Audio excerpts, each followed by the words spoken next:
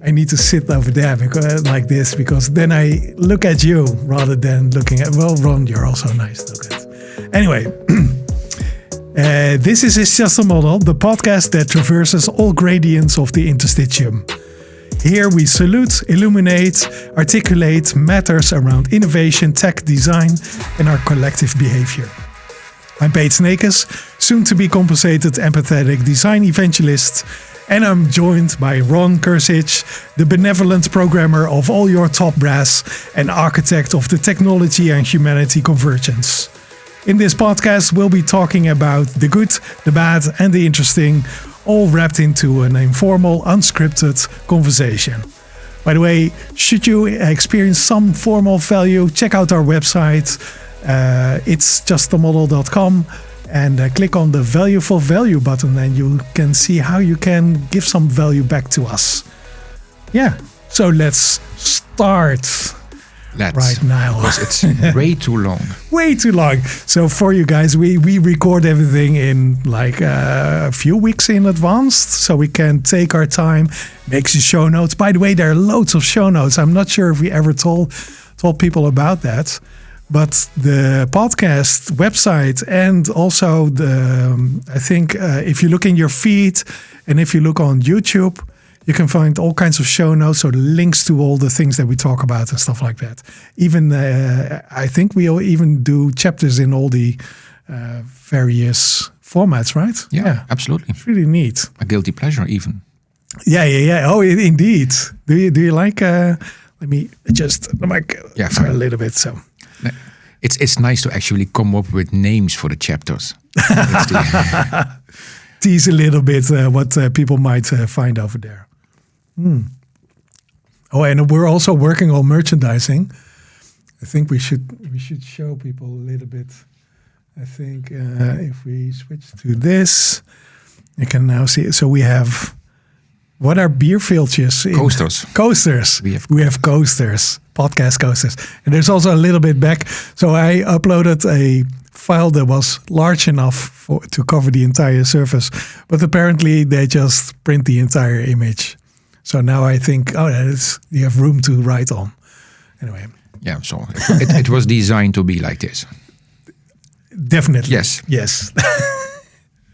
Okay, so let's kick off. I've got an exciting topic, at least one that I'm very passionate about. So brace yourself. Yes. So I had this epiphany, and it went as followed, because I was thinking about automation. So I've been in this game of automating systems for my entire professional life. I think that's 25 years and counting. And so I've been taught that we automate things for a reason, right? So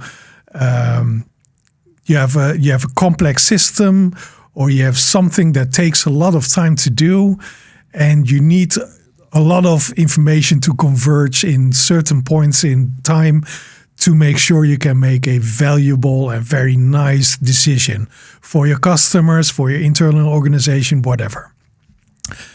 And so we make stuff to relieve the burden of, let's say, 20 people, to relieve that burden and make that and fit that into some software, so these 20 people can focus on something that doesn't make them mistakes or makes the process a lot faster for the customer, or whatever kind of thing, whatever kind of motivation.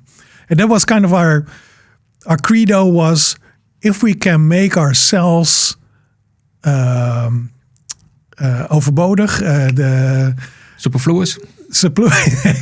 Exactly. So if we can make it so that we move out when we're finished, we need to be able to move out, and the system should just work. And somehow now, 25 years later, I see the opposite behavior, and it goes from when we started out like a big mainframe with a let's say a rather simple database and some very coarse interfaces, and then some automation going on with real databases or smaller databases fitting in microcomputers, and then well, we had like the Web 2.0 revolution. So let's say we're nearing digitalization and giving a lot of responsibility of bookkeeping and data gathering to the people. Yeah. And now we're in the AI, or we're leaping or jumping into AI kind of thing. So where the interference of people isn't even useful or wished. I don't know. We're discovering this, right? So we're still discovering. But the amount of people that are working on that, so from the early ages in the microcomputer and the mainframes to now, is expanding. So rather than having less people being busy with the data and being busy with the automation, we're expanding these people. And all of a sudden, and this is the crux. Sorry, it took so long. It's a little bit of a shaggy dog story. The amount of people involved with automation, with data, with digitalization is bigger in some of the competences in our life than the actual competences of the thing that that we're delivering. So let's say healthcare. Mm-hmm. More people are working on the digital side of healthcare than actual hands-on beds, as they call it. And the same goes for the financial market. You know, there are loads of people in the banking business working on digital systems, but there are exponentially less people working on actually meeting people. Mm-hmm. And talking to customers and stuff like that. And it kind of bothers me. I think we took a wrong turn, or we forgot our credo. Yeah. Something like that.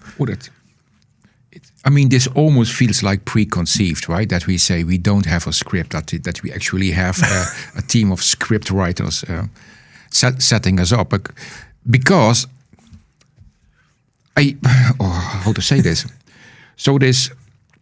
So I've been pretty much doing AI, understanding AI for the past year and a half or so. Sure. Probably maybe close to 2 years. Yeah. And there was a growing unease with this whole AI debate. I work in EA, so it's the...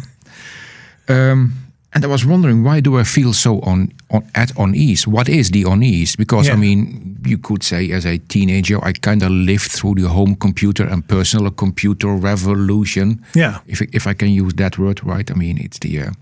I was there when the World Wide Web became a thing. When going online was actually an action you actually did, right? Yeah, various actions. Yes, various actions. Yeah, first convincing your mom to lay down the phone. Yeah. It's the, I mean, and we still have the sounds to go with that one, right? It still rings in my ear. Maybe mobile. Yeah. And so, and I came to the conclusion, pretty much, I think the same tangent you were on, is that for as long as I can remember, or as long as I can remember framing it, automation, computers, I'm going to use the word computer a bit more, right? It's those were intended to be bicycles of the mind, right? That's that famous Steve Jobs quote. And I think it's so famous, I'm not going to reiterate it. Yeah. But it's really is that computers are there to help you.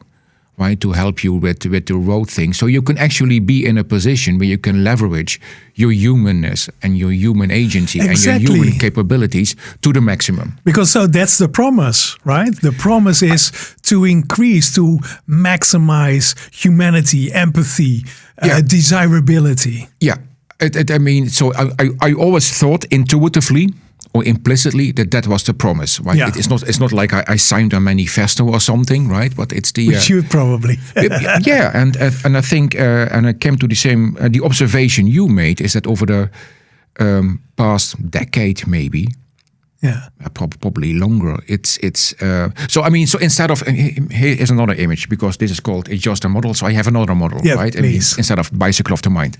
You also have the Centaur. You know, the Centaur, it's a human head and an animal body. Yeah, exactly. That's also a way to look at computers, right? I mean, Yeah. so you have the human that's leading, that's navigating the complexities of life, and you have the computer body just propelling the human forward. Yeah. To actually make sure that the human can actually progress through life. But it's the human in control. Right. And I think over the past decade, and I only realize that now, and that's on me, that's my naivety. That's still my struggle getting away from my technology roots, right? Yeah. I think we went into the reversed situation with the reversed Centaur.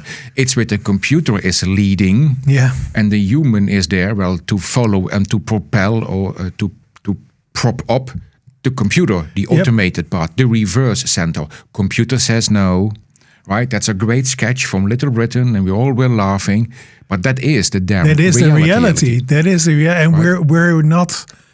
We're not giving up on that reality. No, we're not saying, ha ha ha. Well, obviously that's not what we should do. Let's put the car in reverse and take the right. And the unease I had in understanding, especially generative AI. Right. In the end, that came down to what this morning, I specifically called it the bloodlust of disruption, the bloodlust of automation. It's the hunger almost to make people superfluous, to see people as components to be optimized away. Yeah. Because they are inefficient and they're crude or whatever, right? And that's but the cynical thing is, or the good thing, is that this type of AI is not that kind of automation. No, not it's at all. actually the bicycle of the mind type of automation. Yeah. It's actually the Centaur type of automation. Yeah. So and apparently I needed to spend a year and a half on generative AI to actually see what we have been doing wrong for the past decades. Probably decades. Yeah. Yeah, from the 70s, as far as I can tell. Yeah, it's there was always the undercurrent, but especially, I mean, we mentioned it in our previous podcast. That Klarna said that they now have a chatbot to do customer contact interactions, and that the chatbot does the work of 600 contact center employees. Oh, by the way, we just fired 600 contact center employees, and almost the pleasure in that statement. And I call it the bloodlust. It's the gleanness, right? It's a permanent. From their perspective, it's a permanent win, but from our perspective, it's a permanent scar that you're creating. Yeah, and I think the almost the joy in that press release it's very jarring, and it's especially jarring because this technology is not technology to automate people away. I literally cannot stop laughing about this. Yeah, if it were funny. If it were funny, it's my wicked sense of humor that I think it's kind of funny. It's ironic. Definitely. Well, it is ironic if people were doing it intentionally. But I do think we before we started this recording, we talked about middle management, and I feel like these people they got the wrong assignment. In some cases, right? So I know we need people to implement a plan. So let's say we came up with a plan. We want to increase quality and speed of the things that we do, because that probably yields a lot of more revenue, but also yields a lot of more satisfaction at the sides of our customers, because they don't want to be confronted with the faults that an organization makes. Yeah. Right. So you make a system and you give some goals to people that actually hire people, make sure the teams are happy, make sure things are progressing, etc. And it seems like they have different tools to measure success. And rather than saying,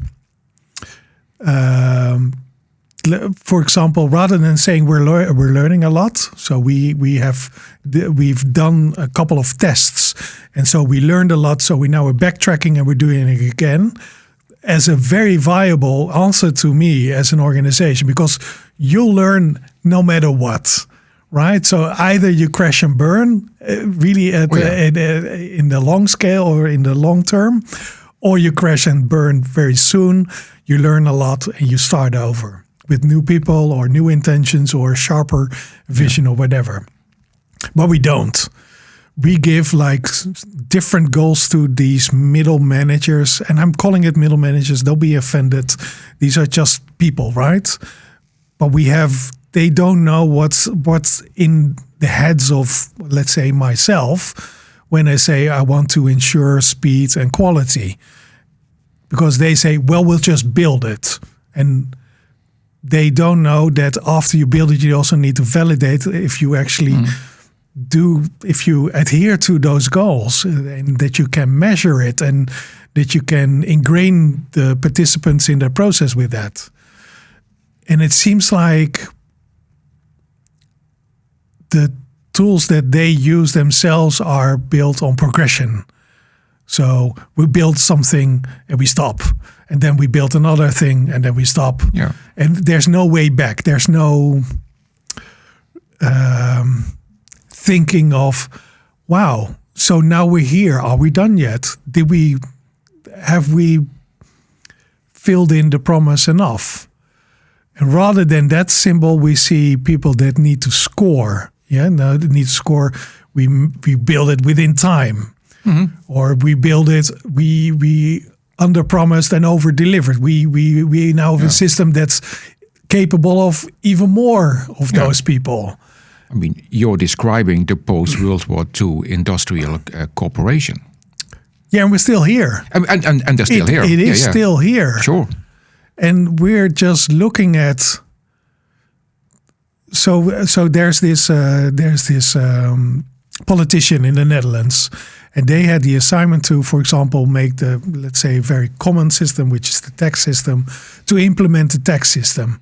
And their strategy of making it was making the system as quickly as possible and starting out with the most general patterns that are in the system. So let's say the people with a certain income, with a certain profession, with a certain pension scheme, stuff like that.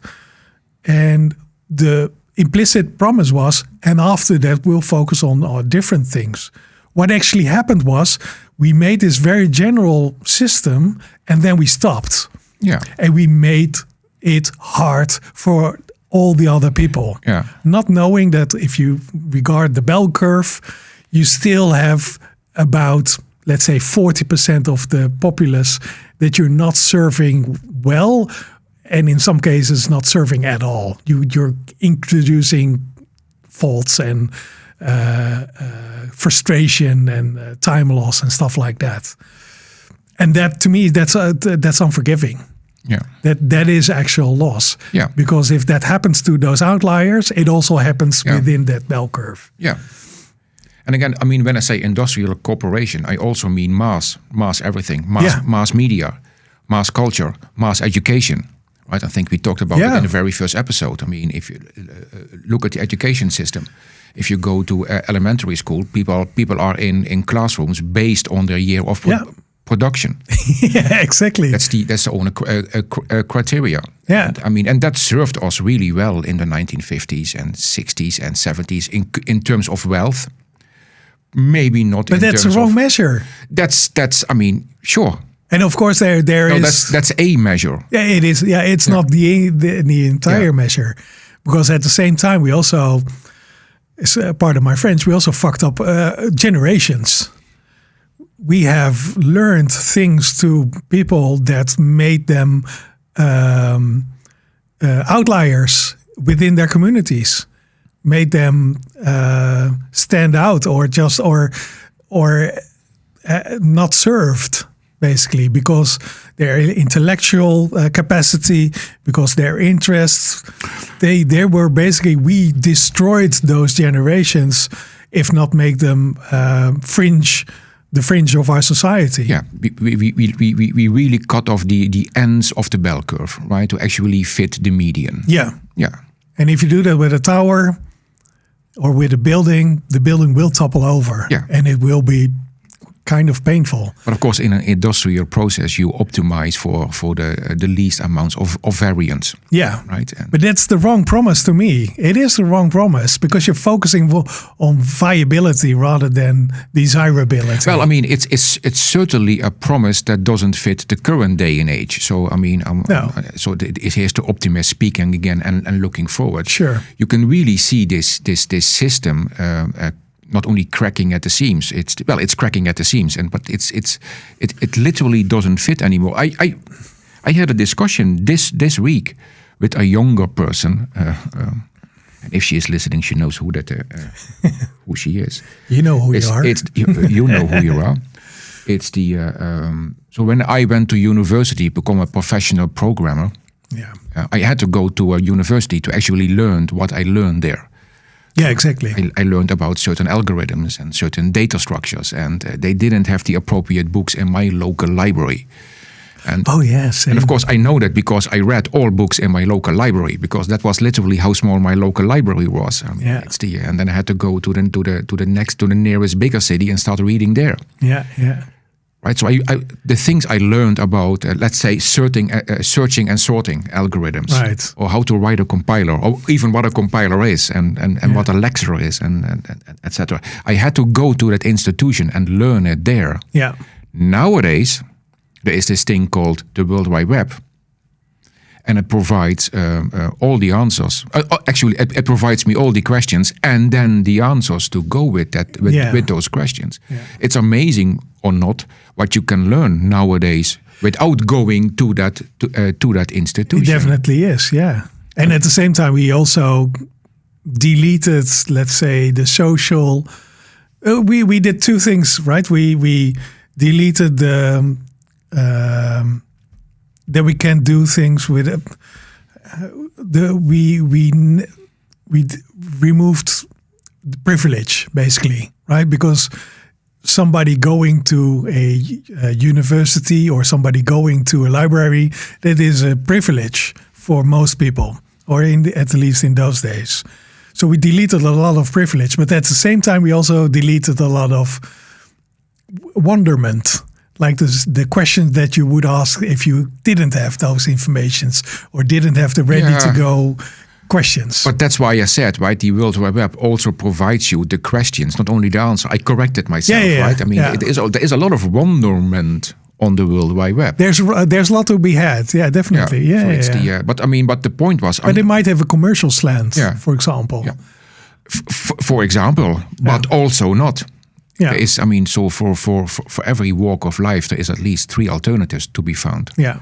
And but my conclusion was, if I would be 17 again, and God forbid, I'm not sure if I would elect to go to university. I could very well see me just venturing into professional programming by whatever. Actually, I already would have been at my 16th or 17th with access to the world. I can vividly remember when I actually had to work a summer and then buy a Modular 2 compiler. Yeah, yeah. I can literally. For the younger people listening to this podcast, they must now be laughing their asses off. He did what? Yeah, it's the but that whole mass paradigm is just crumbling down, and now you see with this new form of software called generative AI, that for sure doesn't fit the old paradigm and the industrial automation paradigm of better answers, faster answers, quicker answers that don't need any pesky involvement of those of humans. Yeah. Right. And this is especially technology that actually needs to be embedded in a social system, not a human in the loop, but a social system in the loop. Right. This is technology that just begging to be complemented with humanness and human agency and human creativity and reiterate human weirdness. Yeah, definitely. Yeah. Specifically, and to me that is the interstitium. Yeah. So the interstitium is to me it's the surface or the ether that makes us recipient of the information that comes to us, right? So, because, for example, if you find a topic very cool, your energy about that topic really energizes myself and sparks an interest in me as well. So I can either consume the information and say, well, I don't know why, but I don't really care about it, or I can listen to you, and I find myself connecting all kinds of sparks and making connections with my own experience, and then finding it intrinsically interesting. And that doesn't happen in that cold, let's say, just information system that we might have created. And I'm really wondering how a generative AI or all kinds of AI will involve people again with each other, rather than emulating like the dynamics of a person, right? Like giving an answer in a specific way, which is because most questions these days I ask ChatGPT, because it knows what I mean with the question rather than, in the end I'll probably find the answer with Google, but I know ChatGPT understands my question. Yeah. So that's so I don't talk to people when I want to know something. And I think that we probably should not delete that. Or we probably should emphasize that, make a mechanism that connects people together. Or that's kind of, because the way I use ChatGPT and its ilk is actually to start talking to people I couldn't talk before. To somewhat get a language that I have a feeling is closer to where they are, instead of that I come with my lingo, right, which is maybe not the most inviting lingo at times, right? So it's the so for me this is a great opportunity to find concepts and words and phrases. Yes, to learn. To learn or to translate into somebody else's world, and let's see where the overlap is. So it's and that's why this is not automation. This is not technology for a better answer. This is for the right question. Yeah, exactly. And that's why I keep making that point. It's more about the question than the answer. And I think you're totally right. That's at least was my epiphany when I used, for example, ChatGPT from the version 3.5, because beforehand it was kind of silly. The answers didn't make sense. Yeah. And still the answers are quite general and are definitely derivative. Yeah, absolutely. But that they understand the question that I ask is, to me, is baffling. Is very nice. So I'm not sure if I have it on my iPad, but I can look. No, I don't have it with me. But I have a couple of questions that I really was. What's the thing at the place at the time with the persons? So something vague like this. And it says, oh, you meet Pippi Longstocking. And say, yep, that's exactly what. I'll probably ask something, with the girl and the horse and something Swedish. Yeah. And it knew what I meant. And if I put that in Google, I get images of horses. Yeah. Because that was the first word that I used. Yeah. And it's stupid. Or you can input, what's that movie with Harrison Ford where he's hunting robots, and that will say Blade Runner. I got a bit of feedback that it was embarrassing that we didn't, that we managed for a minute, not to actually come up with Blade Runner. Yeah, people keep shouting to the screen. Yes, we love that. We love that. Yeah, but going back to my first rant. We're still, so I hear more and more the questions in this society, in the Dutch society, and I'm pretty sure it's also elsewhere in Europe, that we've lost. We're losing people. We're losing the ability to, for example, maker industry kind of things. We're losing in America. There's this big industry. For example, the space industry, which is basically combining all kinds of building very innovative units, items that interconnect together. And those people that were building it in the 60s and 70s, they're almost gone. Yeah. At least they're not working. Yeah. And the skills, because of the big empty spots in between, let's say, end of the 70s and now, there wasn't that much production. There wasn't that much innovation. So those people just built a thing, and their thing is still being used. But if it fails now, they don't know where to look. Yeah. They probably need to remake it and build a new thing rather than being able to build the old thing or improve it. And now we're actually learning that having a blueprint is not enough. So for instance... Exactly. Yeah. You need to craft. You need the people that put a little spit on the weld to make sure it has the right temperature. I was literally thinking about the welding of the nozzles of the main engines of the Saturn V rocket. Yeah, definitely. We don't know how that was done. No. Or how it should be done, even though there are blueprints. So what we're doing right now is, so there's one guy, and I really found it interesting. I'm not sure if I talked about it in the previous episode, but he basically said this isn't a situation we need this situation to not exist.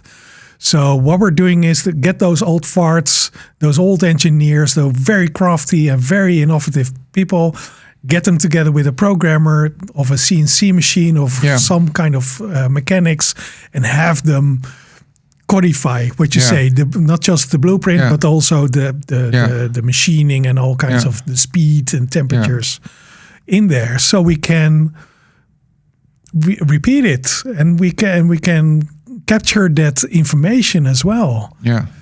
And I feel like similar things are happening in all kinds of other industries. Everywhere. I mean, and that's what I said. What I said. I mean, you see the seams cracking up. Yeah. I mean, if you take Boeing, for instance, right? I mean, please do.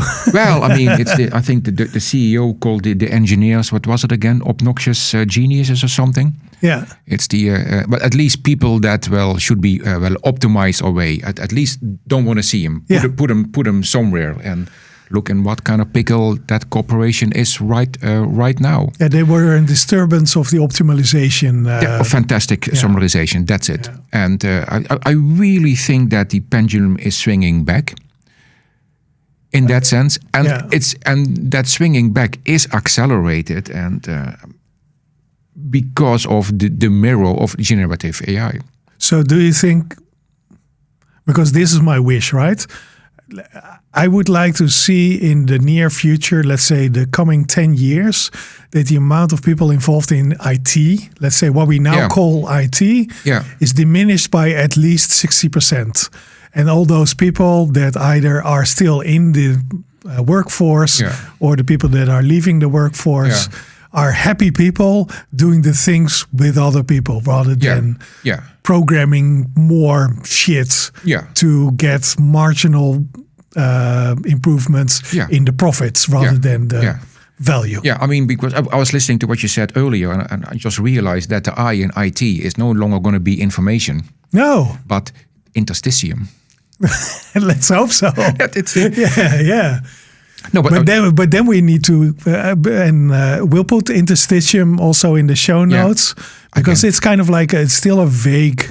It's a concept. It's a way to talk about stuff, right? We can use it in a body, in a human body, but we can also use it in where it actually exists and also provides a function that we're still discovering. But similarly, you can also see it in your day-to-day business, in how you interact in an organization. Yeah. But again, I mean, there you can also see it. I mean, whoever picked the name of this podcast was paid.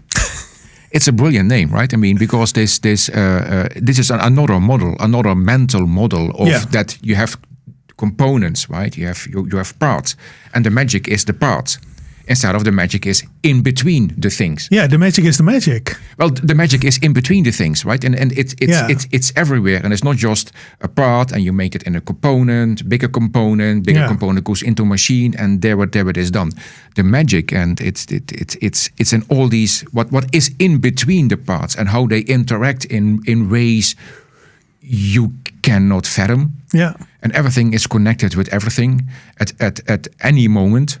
And the whole, and that is the very definition of complexity. Exactly, and in the age of IT, we totally neglected studying the interstitium. I think it's not the age of IT. It's the age of the industrial company. That might be, yeah. It's I think it's bigger than that. I mean, take the word complexity. Sure. I mean, complexity. I mean, we normally use that. Oh, this is complex. Right, which we mean it's difficult, which is a different thing. But I mean, complexity in general is not a good thing to have, right? You in general, present company excluded. Because it's what we do. We have the tools to cope with complexity. But it's almost like an uncomfortable truth that had to be massaged away, right? There is no complexity. No, we have a process for that one. Exactly. And we trust a system. We trust a system. Yeah. I mean, and we actually built a system so that we can say that we can trust a system. That's even that indirection in there. And, right. And we optimize the variance out of it. And everything beyond at the end of the bell curve is bad, is an error. It's a misfit that needs to be cut away from the assembly line and thrown in the waste bin. Yeah. And I'm slightly ranting now, but this is... No, I totally agree. But this is a mental model. Yes. In the end, it's a mental model that we created for good reasons. I totally get it. Yeah. So good or bad, it's neutral in that sense. But you can see that the mental model isn't serving us anymore. The mental model makes us not see things, and this is my almost frustration in pretty much anything I read about generative AI. Mm-hmm. Just like people had been shouting at the screen, "It's Blade Runner." I keep shouting, "That's not what it does." Yeah. Right? You can literally see. Well, you can see that mental model of that factory failing. Mental model is literally failing us in what I think appreciating what this technology is. Yeah, exactly. And is appreciating what it means to be human nowadays. So with that, getting back to, so we're all over the place. I love it. Of course. So we're getting back to the industrial question of this person that now is very successful. He has a $1 billion company that makes this, basically encoding the learnings of the previous generations into something technical, which is still fine. But what it misses was the talks between the engineers at the cooler. It's like, I think we built something that on the surface works, but it's not sustainable. We should make it so we can go, proceed with other things, more important issues, or something like that. Similar of people between disciplines talking to each other. Yeah. And say, for example, Janet of accounting is talking to Tom of engineering, and they're experiencing that they both can solve a specific problem, or at least have empathy for each other and get a better fit. And to me, that is specifically the interstitium. Yeah. Those mechanics are... people have done away with them because they seemed superfluous. That wonderful word that you use. Yeah, it's something that doesn't seem to create value.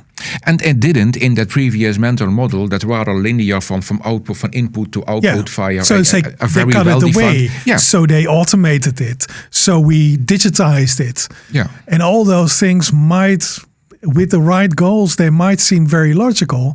But for example, let's say myself, I have a condition that complex financial matters really baffle me at some point. So I like to talk to a human.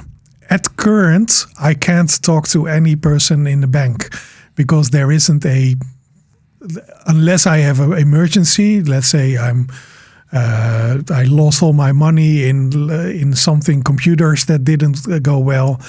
I can't talk to a banking person and get some advice about how to get myself out of trouble or preventing something like that, which is ludicrous. And this happens everywhere. And to me, it can't be we can't go to another situation that at a certain point those people don't exist anymore. No. And we have a situation where we do have a lot of serious problems and we can't solve them. And to me, that's something that we can't. We need to backtrack ASAP. Yeah. And we need to remake some things. Yeah, indeed. Fantastic. Yeah, I mean, we can't. What I wanted to say, it's it's the previous mental models and the systems and processes those mental models brought forward that don't work towards the solution. Exactly. So we need to restart or reset or remake, reimagine. Yeah. Right. I mean, and also make it be accountable on the interstitium activities. So Jenna talking to Tom is something valuable. Yeah. So have you done the thing? Nope. Well, get to the water cooler because we need that. Yeah. But that's a totally different model of organizing. Yeah, I guess. Yeah, I mean, and again, right? But it's just a model. Yeah. Yeah, indeed. But all models make you see things and make you not see things. Exactly. The models, were a little bit too holy, I guess. I guess that's too easy to hide behind. I guess some people. Yeah. But I guess that's in the end that's the fate of any paradigm. Right? Yeah. It outlives its usefulness. I mean, this is a bit like the halting problem in computer science, right? I mean, it's I'm not sure if you know that one. No. Not sure if the audience knows that one. No, please enlighten us. So it is. It turns out that you cannot write an algorithm to determine whether a algorithm will terminate. Oh. You cannot write an algorithm that for any other algorithm determines whether that said algorithm terminates. Oh. So the only way to actually know that a algorithm terminated is after it terminated. So you cannot predict its termination. Right? There is a certain class of algorithms that can go on forever, you think, and then they stop.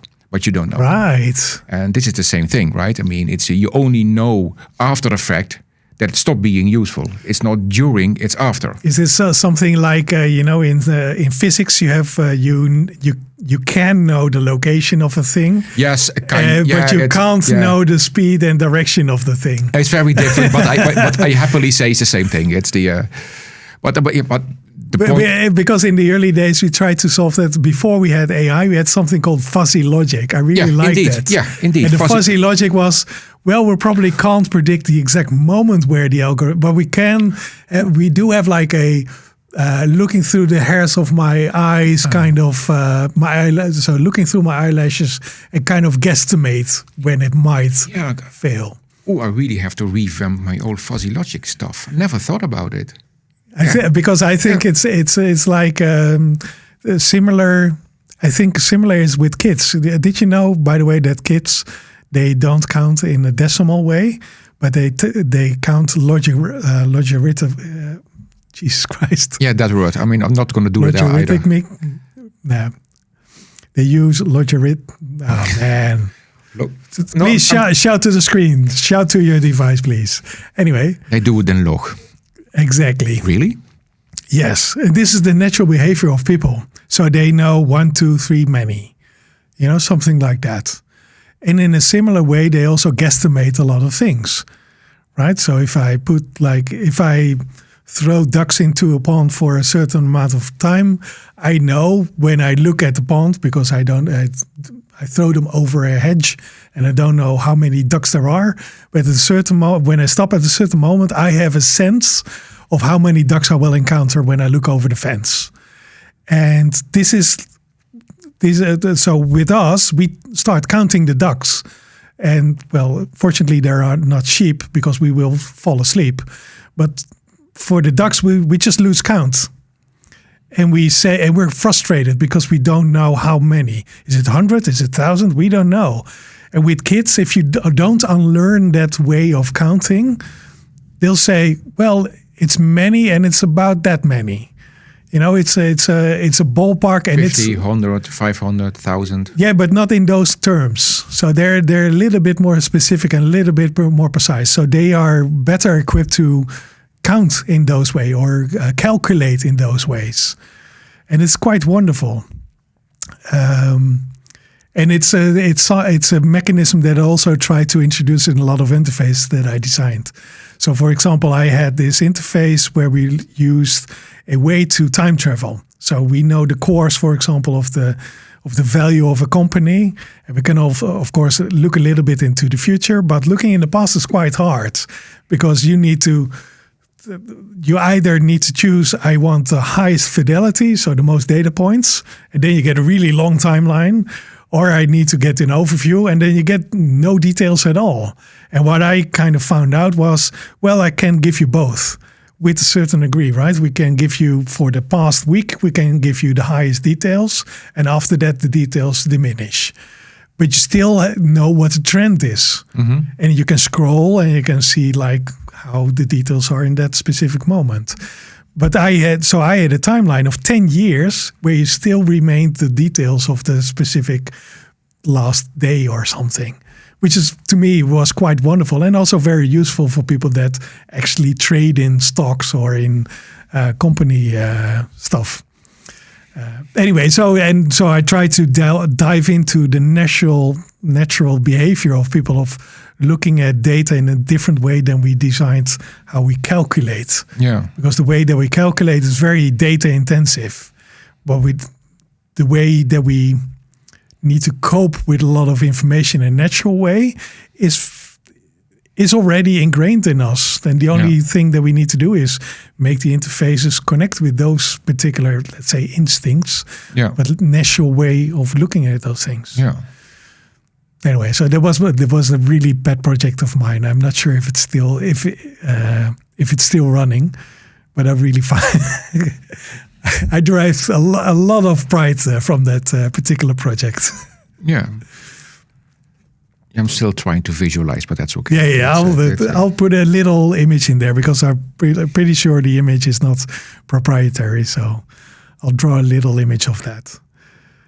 Anyway, so there's something that you also needed to talk about. I know there was this one thing there. You had this one. Oh man. Did we skip? Skip this one? No, that one we talked about for the past 40 minutes. So let's do this one because I really. So because when I drove up to here, I actually made a vow to myself: don't talk about generative AI. Fail. And I knew I was gonna fail. I think it's current, right? It's a topic that is. No, but that really speaks to the imagination of people also. Yeah, but also it exemplifies the shift from paradigm, from the industrial model, with the computer as an oracle. The computer is right, faster answer, more accurate answer, more repeatable answer, to another paradigm.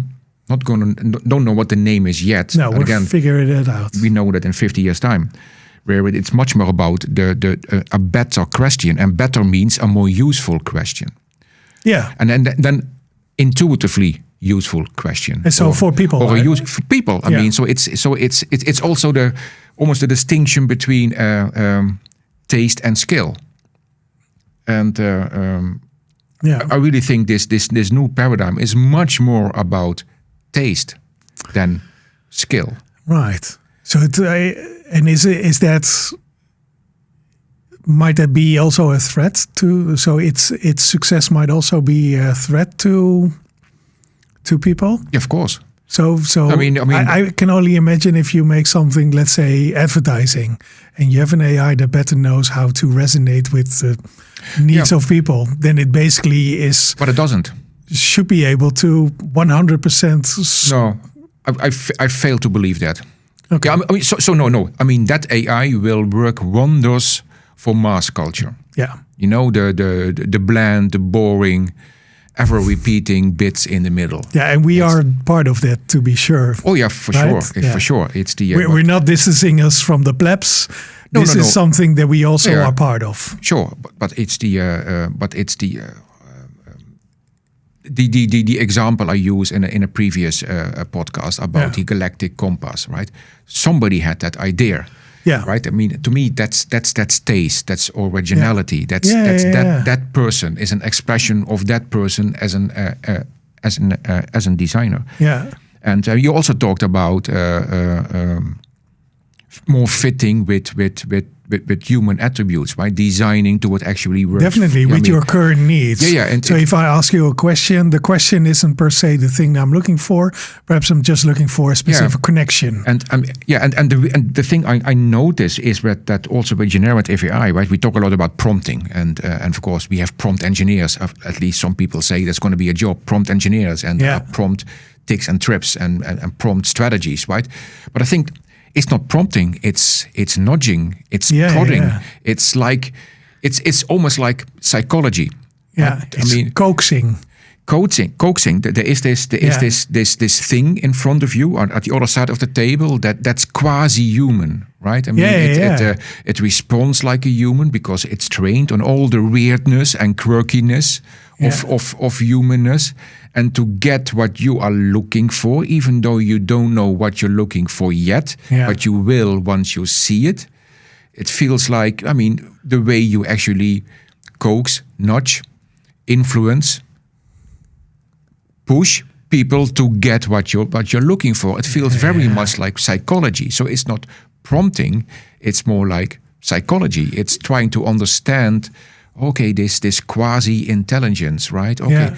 So what would it be susceptible now if I say please, or if I say work harder, or if I can say, well, my life depends on it. Could you really try?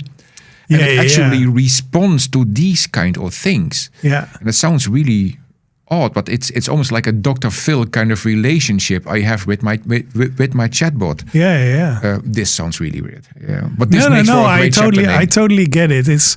So I had this situation today. Actually, I was talking to an expert, and basically we had a talk like a month ago, and he would come back with an answer at a certain moment in time, and this is quite predictable because most of the time it's within 2 months.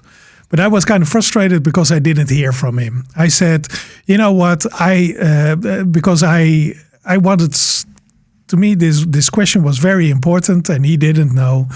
To him, it's a day-to-day job, right? He speaks to lots of people like me, and he does this every day, and he has a process and stuff like that. This is something unbeknownst to myself. And but I was frustrated because I didn't hear. I sent him emails like, "Hey, I'm kind of frustrated. Could you get back to me? Is the information that I delivered, is that okay?" Stuff like that. And he didn't get back. So I was frustrated. I called his colleague and I say, you know what? I really need to talk to him because this isn't okay. So I gave him a lot of information. Like, so when we left the conversation, I'd like you to send me an email what the timelines are, what the things are that you needed. And when I send you something you need, that you say, this is okay, thank you. Or I'll look at it in about a month. Both are fine, as long as I know. Yeah. And so the information that I gave and also asked was an improvement of his service in the long term, right? I was building on our relationship rather than asking a specific question. And because he's kind of, I would say his profession is kind of autistic related. So a lot of people dealing with just the information, being very correct and precise. And he's saying, I was busy. I'm totally sorry. I know what you're saying, but I was busy and I will do these steps. So he was answering me. I said, thank you so much, but this isn't the answer that I'm looking for. I want to prevent this in the future encounters of us because I really appreciate your service. And this wasn't connecting at all with him. So, and but it does sound like a ChatGPT chat session. Yeah. But at the same time, it also looks like let's say Google, for example, knowing what ChatGPT does, Google doesn't satisfy me at all anymore because it doesn't know what I mean. Mm-hmm. If I say girl, sweet, and horse, I need to get Pippi Longstocking straight away because it's obvious to me. But Google doesn't know. Google still is in a mode, you feed us with 3 words and we give you the 3 things based on the information that other people have entered around an image. Yeah. And an AI kind of gets it. Well, yeah, I mean, there is a conversation, right? I mean, it's not like question answer. You get an answer, right. And oh, okay, well, And then you have your next question based on that answer, etc. So it's much more iterative, and that's another aspect, right? I mean, it's the as opposed to the oracle metaphor. The oracle metaphor, there is an answer. Yeah. The right answer. Yeah, it's 42. 42. Yes. Right. And of course, what's the question? See that? Yeah, exactly. Yeah. It's and we know how to get to the answer, and we really converge to the answer instead of iterating to see what's the actual question. Yeah. And then build a planet. And perhaps computer why do you actually ask the question? Cessa. Yeah. Oh, that's even better. Yeah, because my question was interpreted as I want an update. Yeah. But I didn't. Yeah. I just wanted to know when I can expect an update. And again, that's the difference between skill and taste, right? Skill is converging to the answer, Exactly. and taste is iterating, is dancing around the question, right? I mean, so what's the question I'm asking? Why am I asking this? Am I asking the right person, entity, this question? Yeah. Why now? Why me? Yeah, trying to understand the context. Yeah, not knowing the context, but trying to understand the context. Yeah. Balancing or weighing, like all the things. And it's trying to, right? It's an attempt, and there is never a full understanding of the context. It's always this amorphous thing, this interstitium. Yeah, indeed. I try to look at the time, but I'm not sure where we are. Oh, we're at about 56, something like that. Yeah. So shall we can it, or shall we talk a little bit more? I see that smile. You have something you want to say. No, actually, I don't. It's like I know we've talked about roughly 2 topics right now, and with a lot of extra information, and I really like that. But also try to, you know what? Let's call this a call to action. Yeah. To the listeners, because we want 2 things of it. We think this is interesting, right? This is the reason that we do it, so we get something out of it. But we also like you to be interested as well. So let's use the AI, the generative AI way of questioning. So it's for you to understand what we actually mean. What do you find interesting for us to talk about? So what are the vague things of, let's say, the way IT works or the way design works that you want to understand a little bit further? Yeah, we can ask that. We're going to ask that. Because we have we have kind of knowledge something, but most of the time we also want to dive deeper. And the only way to do that is talk about it. Yeah. Have the conversation. Yeah. But my summarization of the past 15 minutes would be what we have been discussing is the end of the industrial paradigm. Not the end of industry. No. Not the end of mass production. But the underlying paradigm as the prevailing dominant paradigm. It isn't serving us anymore. And the thing that we get from it right now is that the connection with the human aspects of all the services that we have built up until now, be it a text service or your app of the banking app or whatever kind of thing that you have built right now, most of them are not focusing on understanding the human condition and understanding how we might use it and what we actually want from it. Yeah. And so, for example, in banking, I still just give me a location I can go to, for example. Or why do you ask money for this? I find it silly. I want a different contract with you. Something like that. And that an organization is amenable for those ideas. Yeah. And I guess that's kind of like what we also sense with generative AI. Yeah, and I strongly believe... Okay, I shouldn't have said that so hesitantly because I strongly believe. Yeah, it's I mean, because there is now actually a debate whether all the investments in generative AI, which run into the many billions of dollars, are ever recoupable in a profitable business model. It doesn't matter. No, I think it doesn't matter, but it only will happen if our applications of generative AI will fit that next paradigm. Definitely. Not the Oracle paradigm, but the Muse paradigm. Yeah. Not the industrial paradigm, but the paradigm that's yet to be named. So that means that the paradigm, a part of that is going for absolute certainty. Yeah. That paradigm, that part of the paradigm we won't probably have in the near future. Or if this paradigm shift happens, we go by this works right now. Yeah. Rather than this is exactly the answer. Yeah, indeed. It's useful, it's usable, it's desirable. Yes. And I get to decide what useful is. Yes. Based on my intuition, based on my, here it is, taste. Yes. Yeah, and I can build upon it, right? And that's something that's also, most of the time we say, oh, we can do all the things for you. This is something I also saw in all kinds of digital services. People want to do all the things. So, this is quite a nice link. I'll put it in the show notes. It's a talk by Jack Conte about Patreon, or the way he sees the people in Patreon. There are two things, like artists and people that follow artists.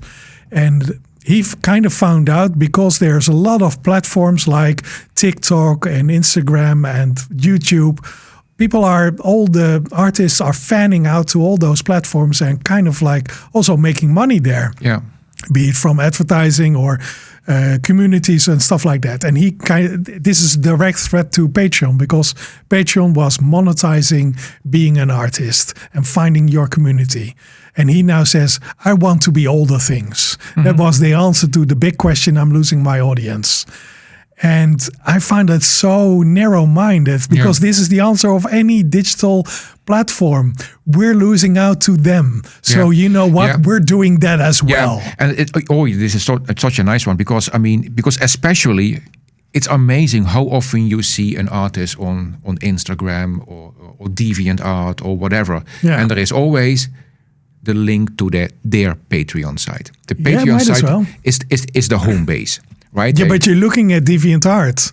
Yes, but because that is the place where you find all the things that you like. At that point for that artist. Exactly. But if I would like to compensate the artist, and I actually I spent quite a bit of money on Patreon, being a Patreon to artist.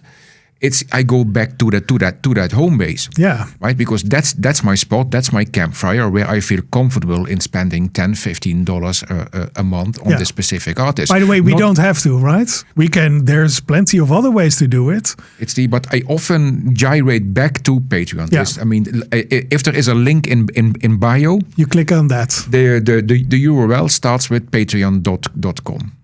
I think if you find the link, for example, PayPal. Yeah. Even PayPal, because they have have a big kickback, but Patreon is obscene. Yeah. Their kickback is basically, and similar to Spotify. If you want to make musicians wealthy, please don't play anything or pay anything on Spotify, because their kickback is destroying the industry. Yeah. And but the thing that I came away with was his answer to his predicament was so cookie cutter, because he was basically saying, you know what, DeviantArt, we're DeviantArt as well. Yeah.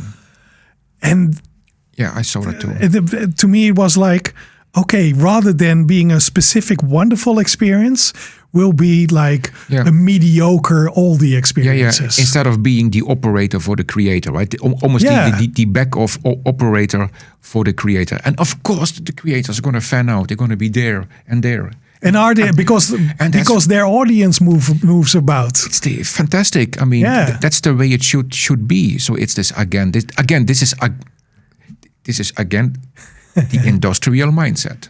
Right? I mean, it's obviously that DeviantArt is my competitor, and if my competitor wins, I lose. And it's a misperception. Totally, it's a misperception. So now my fingers are itching to do a Patreon, but in a right way. So I'm gonna make. I think so. You're project. Right. But by the way, we do have ways. So if you have a modern podcast app, you can listen to our podcast, and you can automatically pay each second.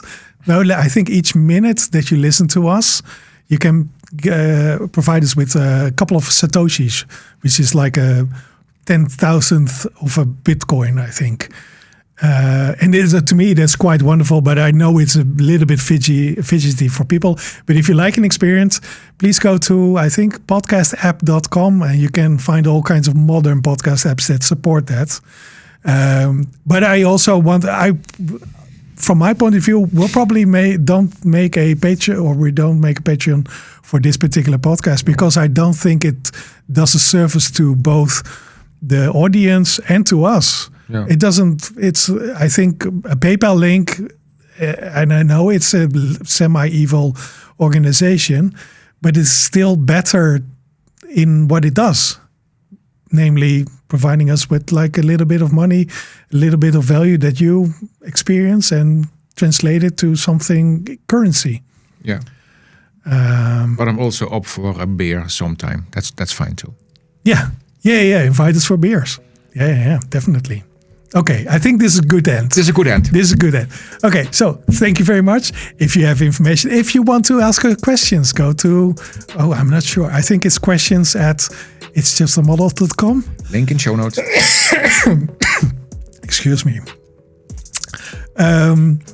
If you want to subscribe, go to itsjustamodel.com, but you can also find us in any other podcast player, including YouTube. So you can, if you listen to us, you can also watch us squirm every time we try to find a word. And I guess that's it, right? That's it. Okay, see you next time. Bye-bye. Bye, guys.